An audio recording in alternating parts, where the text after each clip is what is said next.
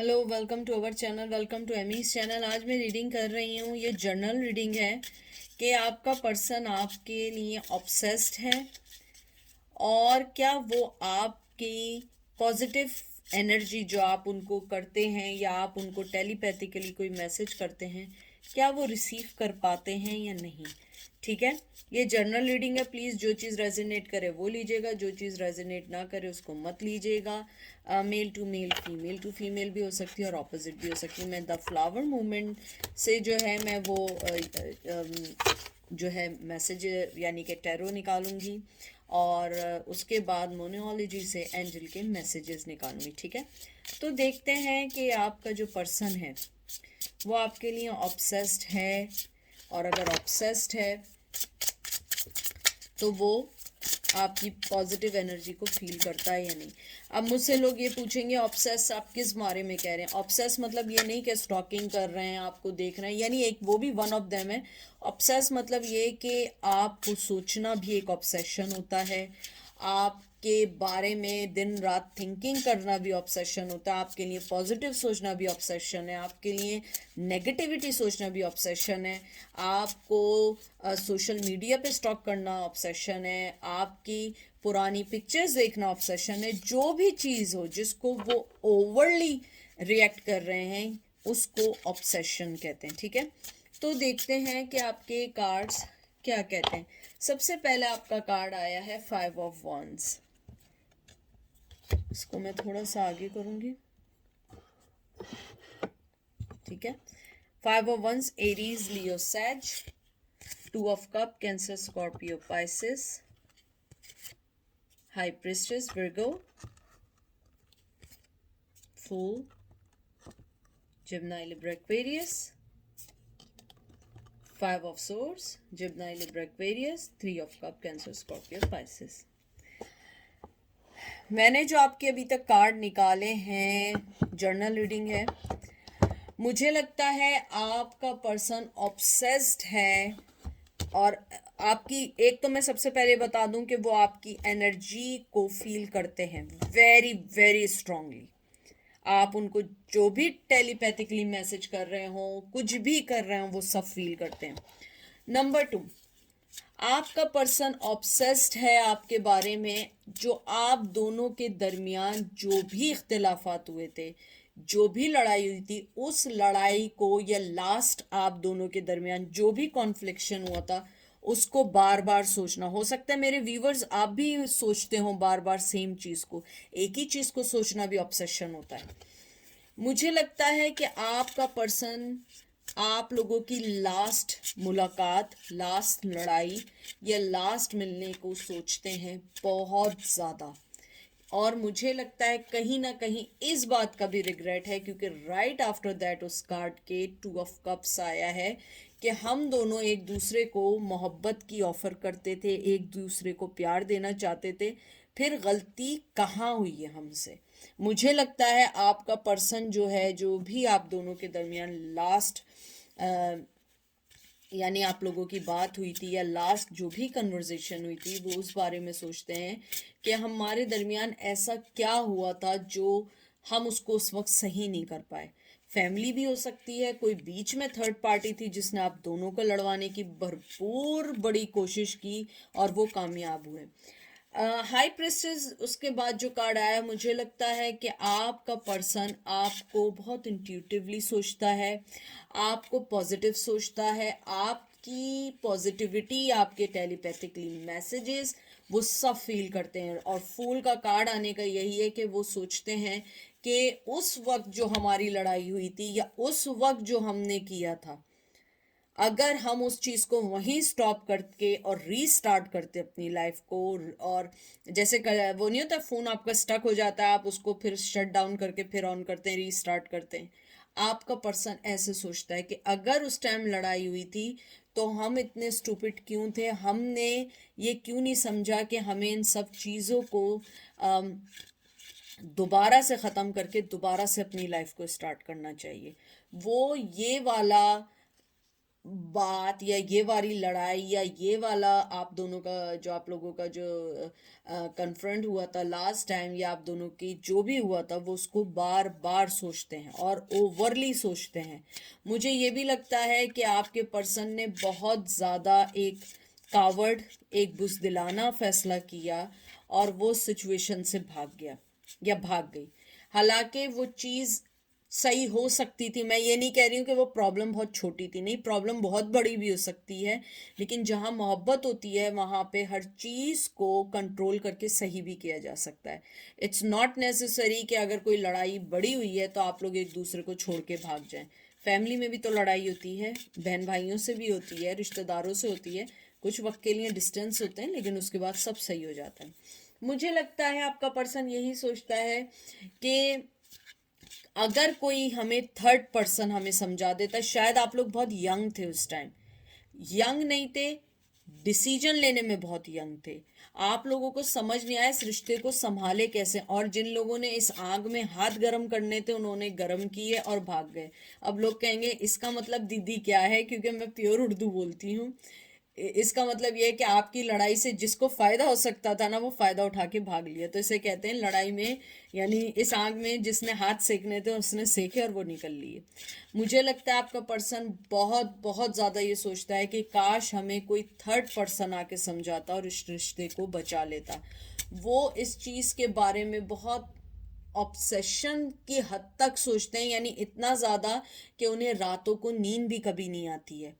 अब आप प्लीज़ ये मत कहिएगा कि नहीं ऐसा नहीं है, उसने तो अभी ये कर लिया, उसने कर लिया। देखें, मैंने हर मेरी रीडिंग में मैं हमेशा बात कहती हूँ, देखिए आप भी तो उस पर्सन को दिखाने के लिए खुश हैं ना, आप भी अपनी ज़िंदगी में कुछ स्टेप ले रहे होंगे। अगर कोई पर्सन जाके आपके एक्स को जाके बोले कि नहीं वो तुम्हारे बारे में आज भी सोचती है, तुम्हारे बारे में आज भी सोचता है, वो कहेगा नहीं मैंने तो सोशल मीडिया पे देखा, वो तो बहुत खुश है, वो तो यूं कर रही है, वो तो यहाँ जॉब कर रही है, वो तो वहाँ घूमने जा रही है, उसने तो अपना लुक चेंज कर लिया है।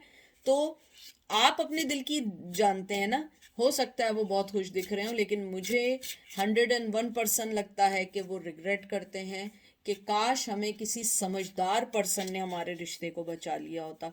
मुझे लगता है कभी कभी अगर उनकी लाइफ में मॉम है, चाहे आप मेल हो या फीमेल हो, मुझे लगता है शायद वो अपनी मदर के करीब हैं या अपनी सिस्टर के करीब हैं, यानी उनका फैमिली मेम्बर में कोई ऐसा पर्सन ज़रूर रहा था जो कभी कभी वो उनको, यानी कि डायरेक्टली तो ब्लेम नहीं करते, इनडायरेक्टली ब्लेम ये ज़रूर करते हैं कि इस रिश्ते को बचाने के लिए उन्होंने कुछ क्यों नहीं किया। कुछ लोगों ने अपनी शादी तोड़ी है, यानी आपसे, मेरे व्यूवर्स उनके साथ शादी के रिलेशन में थे, बच्चों के साथ भी थे, लेकिन उस पर्सन ने एक लम्हा नहीं सोचा। मुझे ये भी लगता है कि आपका पर्सन आपको, आपकी जब भी उसे कभी कोई पॉजिटिविटी वाली एनर्जी फील होती है, वो उस वक्त बहुत ज़्यादा अपने आप को वीक समझता है या समझती है कि मुझे लगता है कि आप दोनों के कंपैरिजन में, चाहे मेल हो या फीमेल हो, आपका पार्टनर बहुत ज़्यादा कंट्रोलिंग तो थे, लेकिन बहुत ज़्यादा डिसीजन के सामने कहते हैं ना स्टैंड लेने वाले भी थे। लेकिन जब आपकी बारी आई तो उन्होंने बड़ा बुज़दिलाना फैसला किया, यानी एक कावर्डली स्टैंड लिया और आपकी लाइफ से चलते बने या चलती बनी। मुझे लगता है कि आपका पर्सन यही सोचता है कि जब आपकी पॉजिटिविटी उनको फील होती है या आपकी एनर्जी फील होती है, वो यही सोचते हैं कि मैं तो एक स्टैंड लेने वाला बंदा था, मैंने इस रिश्ते के लिए लड़ाई क्यों नहीं की, मैं अपने इस रिश्ते को क्यों छोड़ के भाग गया। मुझे लगता है कि आपका पर्सन आज भी, ये देख लें, हैंगमैन की ही पोजीशन में, हैंगमैन जस्टिस नहीं दे सकते आपको, जस्टिस अभी भी नहीं दे सकते। मैं आपको स्ट्रांगली कह रही हूँ, आपको मेरी बात बुरी लगे भली लगे, आपका पर्सन सब जानता है, सब कुछ जानता है, लेकिन वो फिर भी आपको अभी भी कोई इंसाफ नहीं दे सकता, क्योंकि जब वो खुद ही लटका हुआ है, वो कैसे किसी को सही डिसीजन दे सकता है। आपने कभी लटक के देखा है? कभी उल्टा लटक के देखिएगा, दुनिया भी उल्टी दिख रही होती है। तो इसीलिए आपका पर्सन यही सोचता है कि सब कुछ अपनी जगह सही है, लेकिन आज भी मैं इस रिश्ते को जस्टिस नहीं दे सकता। जस्टिस कैसे नहीं दे सकता? कि मैं इस रिश्ते के लिए फाइट नहीं कर सकता, मैं इस रिश्ते को कोई भी वो झूठी उम्मीद नहीं दिखा सकता आ, जो कभी पूरी ना हो। मुझे लगता है कि आप दोनों के दरमियान बहुत ज़्यादा डिफरेंसेस आ चुके हैं, टू बी फ्रैंक।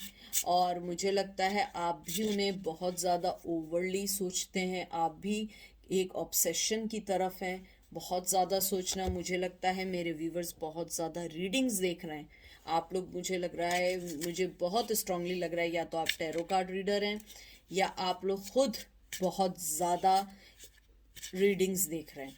प्लीज़ अगर आप रीडिंग देख रहे हैं, कम लोगों की देखें। मैंने बहुत अपनी पुरानी रीडिंग्स में भी बात की थी, आप अपने पसंद के 2-3 लोग अच्छे चुने, ठीक है। उसमें इवन मैं भी ना हूँ, trust me, I never minded, you know that guys, कि मैं कभी आप लोगों को ये नहीं कहती कि आप मेरा चैनल लाइक करो, सब्सक्राइब करो, शेयर करो, कुछ भी करो। नहीं, मैं अपनी रीडिंग करती हूँ, पॉइंट टू पॉइंट और चली जाती हूँ। आप लोग अगर रीडिंग्स बहुत देख रहे हैं, अपनी मनपसंद के 2-3 लोगों के नाम लिखें, सिर्फ उन्हीं की रीडिंग देखें, ज़्यादा लोगों की रीडिंग नहीं देखें। ये भी एक ऑब्सेशन होता जा रहा है आपको रीडिंग्स देखने का। आप एक रीडर्स का देखते हैं, वो कहता है ये होगा, दूसरे रीडर्स का देखते हैं वो ये करेगा, और इन द एंड कुछ नहीं होता। ज़्यादा रीडिंग देखने से भी, ज़्यादा एनर्जी करने से भी नेगेटिविटी होती है, क्योंकि जब आप उस पर्सन के लिए कोई रीडिंग देख रहे हैं और उसमें से कोई नेगेटिविटी आपने पिक कर ली, इवन पॉजिटिविटी भी की, लेकिन फिर आप यही सोचते हैं कि अच्छा ये सही था तो उसने ऐसा क्यों किया, तो यूं क्यों किया, यूं क्यों किया, तो ये नेगेटिविटी हो जाती है। मुझे लगता है आप भी अपने थोड़े ऑब्सेशन पे कंट्रोल करें। और मुझे ये भी लगता है कि आपका पर्सन जो है वो आपको ओवरली थिंक इसलिए भी करता है, शायद आप उसे 24 आवर शायद सोचते हो। मेरे ख्याल में सिर्फ उस वक्त नहीं सोचते जब आप लोग सो रहे होते हैं, और हो सकता है उस टाइम भी ख्वाबों में देखते हैं, क्योंकि आप अगर ज़्यादा देखेंगे, ज़्यादा सोचेंगे, वो भी आपको ज़्यादा सोचेंगे और इसका हल नहीं निकलेगा। मैं अभी भी बता रही हूँ कि आपका पर्सन आपको बहुत सोचता है। अभी भी वो ये सोचता है कि काश मैंने लास्ट मोमेंट पे कोई राइट डिसीजन लिया होता, एक स्ट्रॉन्ग डिसीजन लिया होता, और मैं भागा नहीं होता या भागी नहीं होती। मुझे लगता है कि आपके पर्सन ने इस रिश्ते से आंखें बंद की और आपको सिवाय दुख के कुछ ना दिया। और अब वो यही जानता है, सब कुछ जानता है, सब कुछ करता है, और जब आपकी पॉजिटिविटी उस तक पहुंचती है तो वो यही सोचता है कि मैंने काश कुछ किया होता। लेकिन आज भी वो यही सोच रहा है जो वो पहले दिन सोच रहा था, कि मैं कुछ नहीं कर सकता क्योंकि मैं लटका हुआ हूँ। शायद किसी रिश्ते में लटके हुए हैं, किसी और वजह से हैं, लेकिन मुझे लगता है कि उन्हें रिग्रेट है। उसके अलावा मुझे ये भी लगता है आपके पर्सन के ऊपर बहुत ज़्यादा रिस्पॉन्सिबिलिटीज़ हैं लाइफ में आपके अलावा, यानी आप उनके लिए मायने रखते हैं, लेकिन उनके पास एक जेन्युइन, एक कोई कहते हैं ना कि एक जेन्युइन रिस्पॉन्सिबिलिटीज़ है। जैसे लोगों के, हमारे जैसे एशियन में होते हैं, पेरेंट्स की जिम्मेदारी, बहन की शादी, छोटे बहन भाइयों को पढ़ाना, या बीमार पेरेंट्स की जिम्मेदारी, या किसी बीमार बहन भाई की जिम्मेदारी, कुछ भी ऐसा है जिसकी तरफ से वो आंखें नहीं बंद कर सकते और वो आपको जस्टिस नहीं दे सकते। मुझे मालूम है आप भी एक इंसान है, आपको भी जस्टिस चाहिए, आपको भी उस दुख से निकलना है जो दुख उन्होंने दिया है, लेकिन वो फिर भी सब कुछ सोचने के बावजूद आपको कुछ भी नहीं दे सकते हैं, कुछ भी नहीं दे सकते हैं। देख लें 10 ऑफ पेंटिकल, अपने फाइनेंस पे तवज्जो दे रहे हैं, इवन आप उनकी खुशी हैं, सब कुछ हैं, लेकिन उनके लिए फाइनेंस बहुत मायने रखते हैं इस टाइम। उन्हें पैसों की बहुत ज़रूरत है, शायद पहले भी रही हो, लेकिन अब ज़्यादा ज़रूरत है। मुझे ये भी लगता है वो अपने फाइनेंस पे वर्क कर रहे हैं, और आपके साथ वो हमेशा यही सोचते हैं कि आप उनकी जब भी ज़िंदगी में आए, आपने बड़ी फाइनेंशियली स्टेबिलिटी दी है, चाहे पैसों की मदद से दी हो, चाहे आप उनके लिए लकी रहे हों, या आपने हमेशा उनको हर उस दुविधा से निकाला हो जहाँ पे वो फंस जाते हो। मुझे लगता है आपका पर्सन आपको अपनी ज़िंदगी में एक स्टार की सूरत पे देखता है, आपको ये सोचता है कि काश मैं बंधावा नहीं होता। मैंने बंधावा कर देखी क्या है, 7 of swords, Gemini, Libra, Aquarius. आपका पर्सन आज भी ये सोचता है कि मैं बंधा हुआ हूँ, मैं नहीं निकल सकता। आप देखिए आपका हैंगमैन आया, फिर 7 ऑफ सोर्ड्स आया। आपके पर्सन के हाथ पैर बंद हैं। आप बताएं, जब हाथ पैर बंदे हो, आंखें बंद हो, आदमी कैसे कोई स्टेप ले सकता है? मुझे मालूम है कि बड़ी दुखी एनर्जी है, मुझे मालूम है कि आप लोग भी खुश नहीं हैं उनके इस डिसीजन से, लेकिन मुझे लगता है जब आपने किसी से प्यार किया है ना, तो उसे पूरी तरह एक्सेप्ट करना होगा। आधा अधूरा एक्सेप्ट नहीं हो सकता कि उसकी अच्छाइयाँ एक्सेप्ट की, बुराइयाँ नहीं। हाँ, उसमें बुराई है, वो कावर्ड है, या वो, आई एम सॉरी अगर आपको कावर्ड लफ्ज़ बुरा लग रहा हो, या आपका पर्सन झूठ बोलता हो, चीटिंग करता हो, या तो आप पूरा प्यार करें या बिल्कुल छोड़ दें, क्योंकि आधा अधूरा प्यार नहीं होता। क्योंकि हम किसी की सिर्फ खूबियों से प्यार नहीं कर सकते, हमें उसे पूरा एक्सेप्ट करना होता है, खूबियों के साथ बुराइयों में भी। तो मुझे लगता है कि अगर आप मोहब्बत करते हैं उनसे आज भी अगर आप उनको ओवरली सोचते हैं, तो मुझे लगता है आपको उनकी इस फीलिंग्स को समझना होगा। क्योंकि आपके पर्सन को जब ज़िंदगी में, ये देख लें night of cup, Cancer Scorpio Pisces, ज़िंदगी में जब भी उसे चांस मिलेगा वो ज़रूर आएगा। चाहे आज मिले, 10 साल बाद मिले, या कभी भी ना मिले, लेकिन उसके पास आपका कप है। जब भी उसे ज़िंदगी में चांस मिला है, जब भी, वो ज़रूर आपको ऑफ़र करेगा। क्योंकि उसका प्यार आपके लिए कम नहीं हुआ है, बल्कि बढ़ता ही जा रहा है, बढ़ता ही जा रहा है। और इवन जब आप चले गए ना, वो चीज़ और उन्हें याद दिलाती है। और देख लें 9 of swords, Gemini, Libra, Aquarius, देख लें कैसे परेशान है, अपना सर पकड़ के कैसे बैठे, आंखें तक बंद की हुई हैं। दिख रहा है आपको? शायद अब दिखे।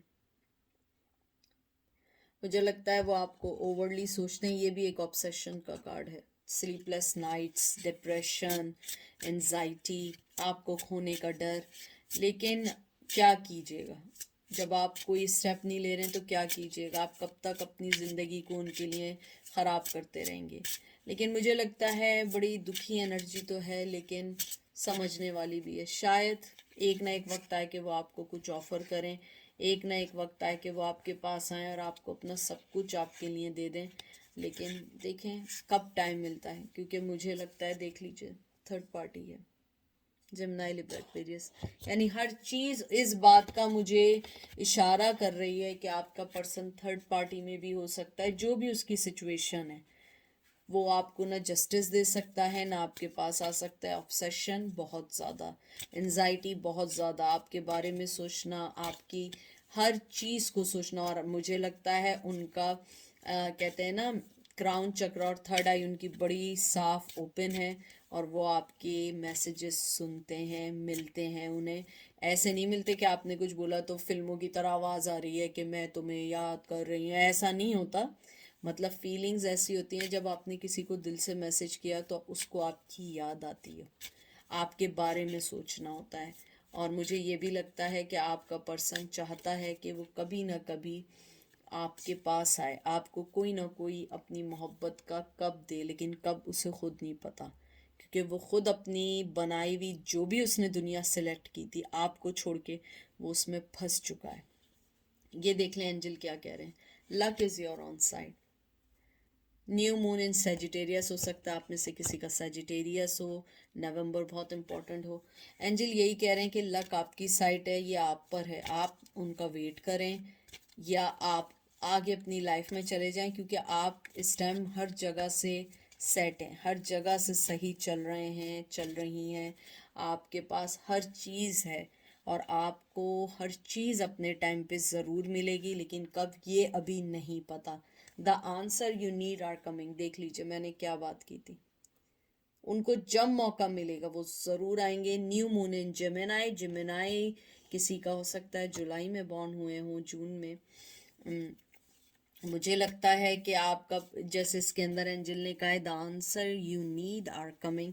हो सकता है आपका पर्सन स्टेप लेके आपके पास आ जाए, हो सकता है कि वो आपको एकदम से ऑफर दे दे, क्योंकि नाइट ऑफ कप तो है, लेकिन कब है ये अभी किसी को भी नहीं पता। क्योंकि आपको वेट करना पड़ेगा कि वो पर्सन कब वो स्टेप लेगा। और वो आपके बारे में बहुत ओवर पोजेसिव, ओवर सोचते हैं, लेकिन स्टेप नहीं ले पाते हैं। लेकिन खैर, मोहब्बत करें, ये तो दुनिया की बातें हैं, दुनिया में रह जाएंगी। इधर मुझे बड़ा अच्छा एक शेर याद आया है। कौन कब मरता है किसी के साथ, ये तो थी ये तो थी जिंदगी की बात जो गुजर गई जिंदगी के साथ। तो कोई किसी के लिए मरता नहीं है, कोई किसी के लिए जीना नहीं छोड़ता है। हाँ, कोई अगर आ जाए मोहब्बत दे दे, इट्स ओके, एक्सेप्ट कर लें। जो ना दे, इट्स ओके टू, क्योंकि वो तो खुश है ना, आप खुश नहीं है, वो तो खुश है ना। आपके प्यार की खुशी है कि वो किसी और के साथ रहे, it's okay, it's totally okay. ठीक है, अपना ख्याल रखिएगा, दुआ में याद रखिएगा। Take care, bye.